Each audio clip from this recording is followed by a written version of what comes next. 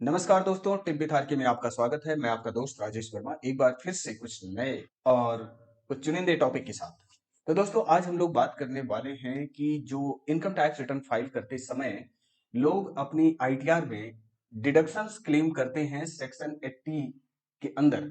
तो सेक्शन 80 में लोग कुछ मिस्टेक कर देते हैं डिडक्शन क्लेम करने में, जिसका परिणाम ये होता है कि लेटर ऑन जब रिटर्न आपकी प्रोसेस होती है इनकम टैक्स डिपार्टमेंट सीपीसी में जाके, तो फिर क्या होता है, कुछ फॉल्ट पाया जाता है आपकी रिटर्न में, जिसकी वजह से इनकम टैक्स डिपार्टमेंट आपको नोटिस इशू करती है और वो आपसे क्लैरिफिकेशन मांगती है कि भाई जो डिडक्शन आपने क्लेम किया हुआ है उसका आप क्लैरिफिकेशन दीजिए।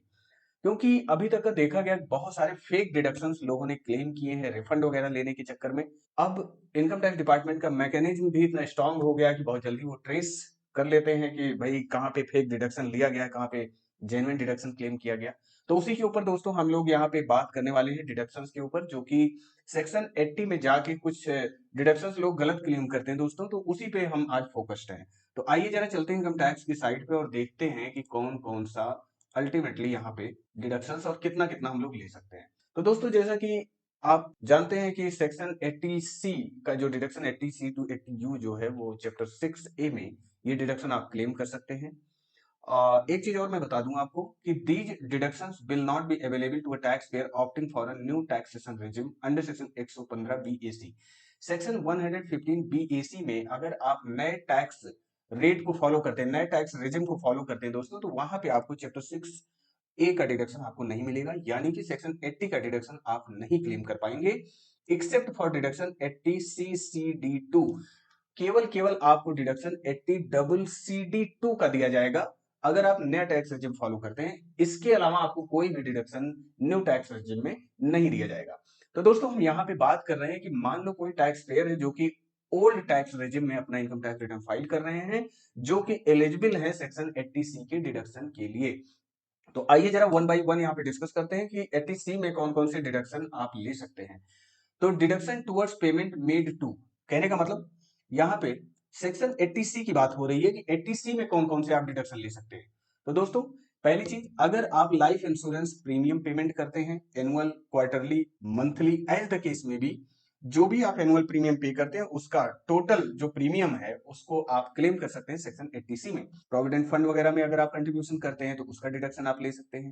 तो दोस्तों, कुछ इक्विटी शेयर्स भी यहाँ पे गवर्नमेंट द्वारा नोटिफाई किए गए हैं कि अगर उन इक्विटी शेयर्स में आप इन्वेस्टमेंट करते हैं तो उसका भी डिडक्शन आपको सेक्शन 80C में दिया जाएगा। अगला यहाँ पे डिडक्शन आप ले सकते हैं ट्यूशन फीस, अपनी खुद की या स्पाउस की या अपने चिल्ड्रंस के ट्यूशन फीस पे जो आप पेमेंट कर रहे हैं, ट्यूशन फीस जो पेमेंट कर रहे हैं किसी कॉलेज, रिकॉग्नाइज्ड यूनिवर्सिटी या किसी स्कूल्स वगैरह में, जहां पे ये क्लियरली आपको जो फीस की रिसीप्ट मिलती है उसमें क्लियर शब्दों में ये लिखा होता है ट्यूशन फीस आपका इतना अमाउंट है और स्पोर्ट्स का इतना अमाउंट है, हॉस्टल का इतना अमाउंट है। ये सारी चीजें कहने का मतलब उसमें स्पेसिफाई रहता है। तो दोस्तों, नॉर्मली लोग क्या करते हैं कि पूरा रसीद का, जो भी स्कूल से रसीद मिलती है, फीस की रिसीप्ट जो मिलती है, उसमें जितना अमाउंट होता है सारा का सारा 80C में लोग क्लेम कर लेते हैं, जो कि वो कंप्लीटली गलत है दोस्तों। वहां से आप उस रिसीप्ट से केवल ट्यूशन फीस के रिगार्डिंग जो आपसे चार्ज किया गया है उसी का आप डिडक्शन ले सकते हैं। अगली चीज यहाँ पे यह है कि नेशनल सेविंग सर्टिफिकेट एनएससी वगैरह आप परचेज करते हैं तो उसका आप डिडक्शन ले सकते हैं। हाउसिंग लोन का जो प्रिंसिपल अमाउंट आप पेमेंट करते हैं उसका भी डिडक्शन आप 80C में ले सकते हैं। हाउसिंग लोन का जो इंटरेस्ट अमाउंट है, इंटरेस्ट जो पेमेंट करते हैं आप, उसका तो डिडक्शन हाउस प्रॉपर्टी में आप सेक्शन 24B में चार्ज क्लेम करते हैं उसको, ठीक है। लेकिन हाउसिंग लोन का प्रिंसिपल आप 80C में क्लेम करेंगे। अदर वेरियस आइटम, कुछ और भी आइटम स्पेसिफाई किए गए हैं जिनका डिडक्शन आप सेक्शन 80C में ले सकते हैं। ओके दोस्तों, आगे बात करते हैं section 80 triple C. 80 triple C में ये है कि कोई आपने LIC के थ्रू इंश्योरेंस पेंशन स्कीम ले रखा है। मतलब ये है कि आपने LIC लाइफ इंश्योरेंस कॉर्पोरेशन से या किसी अदर इंश्योरेंस से आपने कोई पेंशन स्कीम ले रखा है, पेंशन प्लान ले रखा है कि भाई रिटायरमेंट के बाद हमें पेंशन इतनी मिलती रहे इस कंपनी से, ठीक है, इंश्योरेंस कंपनी से। तो अगर ये प्लान आपने ले रखा है, annuity plan of life insurance company और other insurance towards pension scheme, ठीक है, स्कीम के तहत, यानी कि आपने किसी इंश्योरेंस कंपनी से पेंशन स्कीम ले रखा है तो उसका डिडक्शन आपको 80 ट्रिपल सी में मिलेगा, ठीक है। आगे बात करते हैं 80 डबल सी डी सबसेक्शन 1। यहाँ पे दोस्तों ये बताया गया है कि जो पेंशन स्कीम आपने सेंट्रल गवर्नमेंट की ली है, सेंट्रल गवर्नमेंट की पेंशन स्कीम, तो वहां पे अल्टीमेटली क्या है, आपको डिडक्शन दिया जाएगा सेक्शन 80 डबल सी डी 1 में। और कुल मिला के यहाँ पे वो पेंशन स्कीम जो है सेंट्रल गवर्नमेंट की स्कीम के तहत होनी चाहिए। ठीक है, अब दोस्तों एक बात ध्यान रखना कि 80 सी जो कि ये सारे डिडक्शंस हैं आपके लिए, 80 ट्रिपल सी जो कि आपका पेंशन स्कीम है एलआईसी वगैरह से, 80 डबल सी डी 1 में पेंशन स्कीम है सेंट्रल गवर्नमेंट। तो इन तीनों धाराओं को मिला के, इन तीनों सेक्शंस में जितना भी आपका कंट्रीब्यूशन हुआ है, कंप्लीटली उसका पूरा का पूरा जो डिडक्शन है उसकी एक लिमिट है, कंबाइंड लिमिट 1,50,000 की आप लिमिट क्लेम कर सकते हैं। इससे ज्यादा आप क्लेम नहीं कर सकते हैं। अगर आपका ये तीनों सेक्शन में मिला के दोस्तों आपका डिडक्शन अमाउंट, कंट्रीब्यूशन का अमाउंट कम होता है, लेकिन उसके बाद भी आप 1,50,000 का डिडक्शन क्लेम कर लेते हैं, दैट मीन्स कि you are claiming false deduction. आप गलत तरीके से डिडक्शन क्लेम कर रहे हैं। और ये गलत जो है, जो भी गलत तरीका आप फॉलो कर रहे हैं डिडक्शन क्लेम करने का, ये फ्यूचर में आपको पेन दे सकता है डिपार्टमेंट की तरफ से। ठीक है, आइए नेक्स्ट बात करते हैं यहाँ पे 80 CCD 1B में। ठीक है, अब देखिए यहाँ पे 80 CCD 1 में हमने बात किया, अब यहाँ पे 80 CCD 1B में हम बात कर रहे हैं। तो एक चीज यहाँ पे देखना कि deduction towards payment made to pension scheme of central government excluding deduction claimed under section 80 CCD 1। तो दोस्तों यहाँ पे 80 डबल CD 1B में आपको पहले मैं बता दूं कि जो डिडक्शन की लिमिट हो 50,000 रुपए दी गई है। 50,000 रुपए तक का इस सेक्शन में आप डिडक्शन क्लेम कर सकते हैं।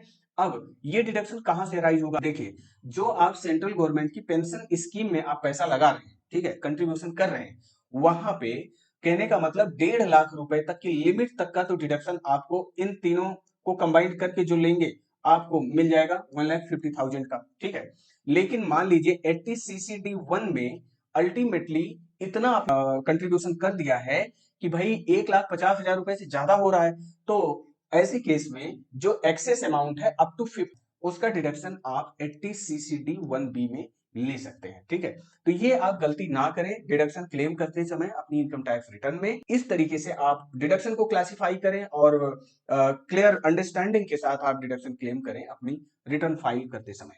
ठीक है, आगे आइए सेकंड बात करते हैं हम लोग। दोस्तों यहाँ पे सेक्शन 80 CCD 2 की बात हो रही है, जहां पे deduction towards contribution made by an employer, कहने का मतलब यहाँ एम्प्लॉयर कंट्रीब्यूशन कर रहा है, ठीक है, to the pension scheme of central government. जहां पे आप एम्प्लॉयमेंट में हैं, वहां पे सेंट्रल गवर्नमेंट आपके बिहाफ पे कंट्रीब्यूशन कर रहे हैं, कहां पे, पेंशन स्कीम में, और वो पेंशन स्कीम किसकी है, सेंट्रल गवर्नमेंट की है। तो दोस्तों यहाँ पे आप 80 CCD सबसेक्शन 2 में आप मैक्सिमम डिडक्शन कितना क्लेम कर सकते हैं। तो यहाँ पे ये बात समझिए कि if employer is a PSU, कहने का मतलब जहां पे आप जॉब कर रहे हैं, अगर वो पब्लिक सेक्टर यूनिट है या स्टेट गवर्नमेंट या अदर है, ठीक है, तो ऐसे केस जैसे म्यूनिसिपैलिटी वगैरह हो गई, यहां पे अगर आप जॉब कर रहे हैं तो दोस्तों डिडक्शन लिमिट है 10% ऑफ सैलरी। सैलरी का 10% से ज्यादा आप डिडक्शन क्लेम नहीं कर सकते सेक्शन 80 CCD 2 में। ठीक, आगे बात करते हैं। अब यहाँ पे अगर आपका एम्प्लॉयर सेंट्रल गवर्नमेंट है, सेकंड केस में if your employer is central government, तो ऐसे केस में दोस्तों डिडक्शन लिमिट जो है 14% ऑफ सैलरी तक आप क्लेम कर सकते हैं। तो मेरे विचार से ये इतनी सेक्शंस मुझे यहाँ पे बतानी थी, ये आपको बेहतर समझ में आया होगा, और आप कमेंट बॉक्स में क्वेरी भी कर सकते हैं। तो दोस्तों यहाँ पे केवल हमने 80C, 80 triple C, 80 double CD 1 और 80 डबल CD 1B और सेक्शन 80 डबल CD 2 के बारे में यहाँ पे बात किया। ठीक है, तो उम्मीद करता हूँ ये वीडियो आपको अच्छी लगी होगी। Thanks for watching this video and take care.